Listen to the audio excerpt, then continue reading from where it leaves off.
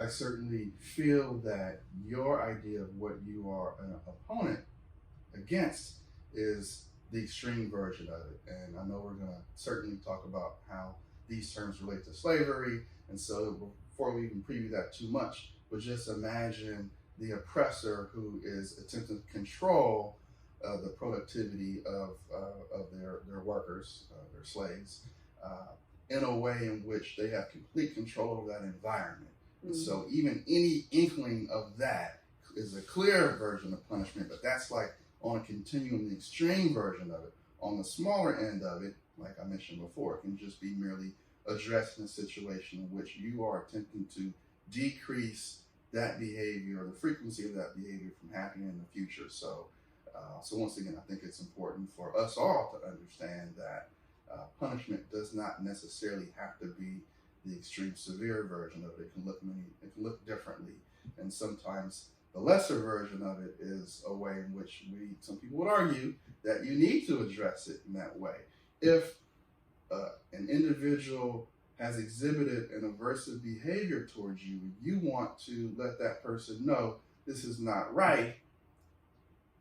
The lesser version of that punishment may not be effective, and you may have to up the ante just a little bit. I'm not suggesting that you get all the way over here to a pure beating or a lashing per se, but a little bit up in the ante sometimes can get that individual to really hear you. And so I think a lot of people, once they kind of understand that broader version of punishment, sometimes they're a little bit more for it. And so that's important. Okay, yeah, no, I hear you. Like, I definitely think that it's very important to make, boundaries very firm and clear, and for there to be consequences that are commensurate with actions. Sure. I think my main thing is that, particularly for young people, because they're still kind of developing their ability to reason, it's and really all people, but especially for them, it's very important for me to separate the behavior from the person.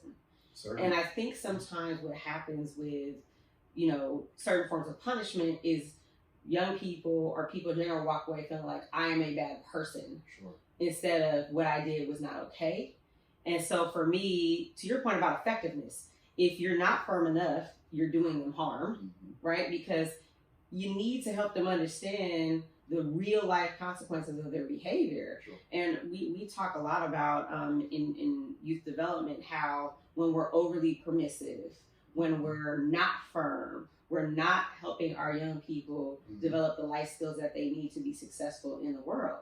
You have to learn how to control your temper. You have to learn how to follow directions. You have to learn how to be respectful of other people, so forth and so on. So if we just let stuff slide, we're letting it build. That's something that I say. You think you're letting it slide, you're really just letting it build, and you're setting them up for the L.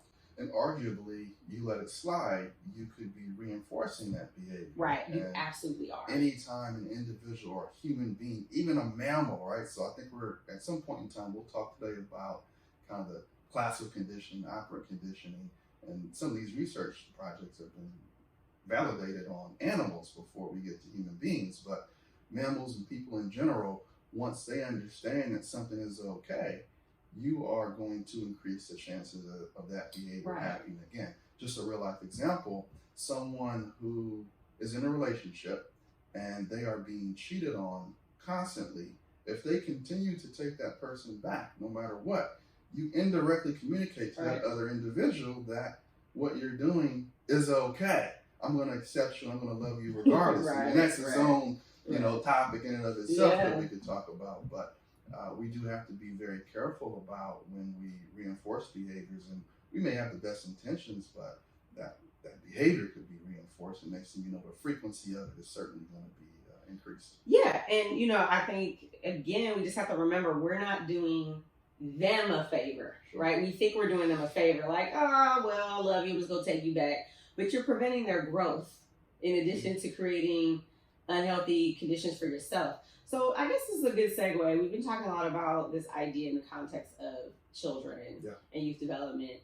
Let's talk a little bit about it in the context of like other kinds of dynamics. We talked about a little bit about romantic relationships. Where else do you think this is kind of relevant?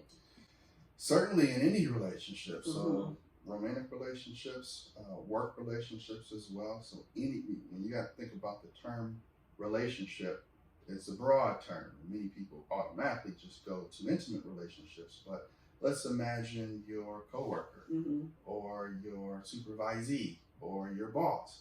All of these concepts really fit with that as well.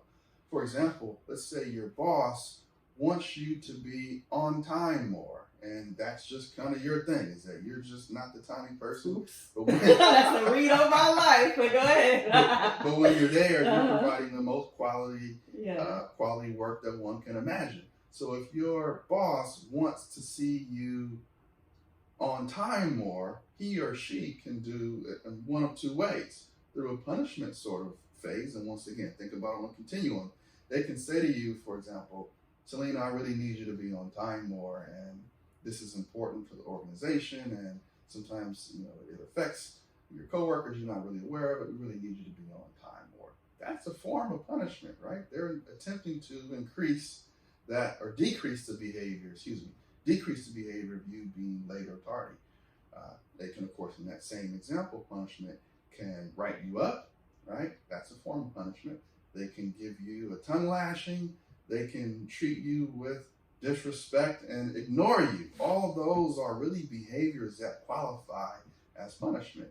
Or what they can do is reward you for times in which you are on time. Let's just take the example that you arrive to work clearly on time while your boss is there, and your boss recognizes it. They can come in and just be smiley all out the wazoo, ask you, what do you want from Starbucks? I'm so happy that you're putting this effort into it, and give you all sorts of kudos. And just imagine what feels better, right? If you had to compare the two, it certainly feels better to get that praise and reward. And it does, the research really shows that it does work much better. And there isn't really any true rhyme or reason why, other than the results of research have shown that reward and praise works better than punishment. It's possible that, some other form of life species somewhere else that it doesn't, but this was based on a hypothesis. The hypothesis based on the researcher says, well, I think that reward should work better because we feel better about it, but let's actually see. And so throughout history of psychology and science in general, we've just noticed that it has worked better, and it works better with other mammals as well. Well, here's where I can offer actually some research as to why. Sure. So, I actually haven't really talked a lot about my formal education on selenas musings, but I studied learning sciences. And one of the things we look at in learning sciences is performance and motivation. And one of the things that, we look at is, again, how do you motivate people to want to do well? And there, to your point, are studies that show that incentivizing and rewarding what you want to see is much more effective than the opposite of punishing what you don't want to see. And one of the main reasons why is kind of a cognitive science factor, that when we are in a state of fear, our executive functioning, the kind of part of our brain that controls things like our creativity, our decision making, the kind of things that make us good employees and just generally effective adults, that part shuts down when we're in fear mode. And our amygdala is activated, right? So the part that makes us more defensive and alert and kind of prone to get into confrontation and that sort of thing.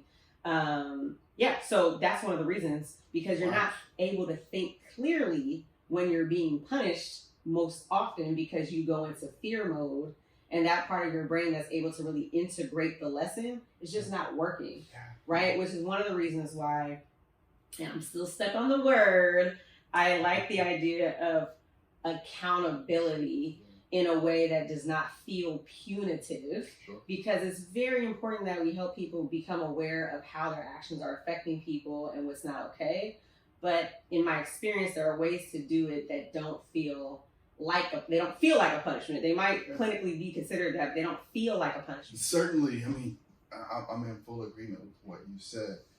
And most people would agree that you want to avoid an environment that feels like it's just wrought with punishment, negativity, being unhappy, displeasing behaviors of the other people. And so, regardless of how you feel about the concepts of reward and punishment, most people don't, or most people understand that in any relationship, you can create that dynamic where it's just full of pressure, Right. and it's full of walking on eggshells in a way. And so I think all of what you just described is hugely important.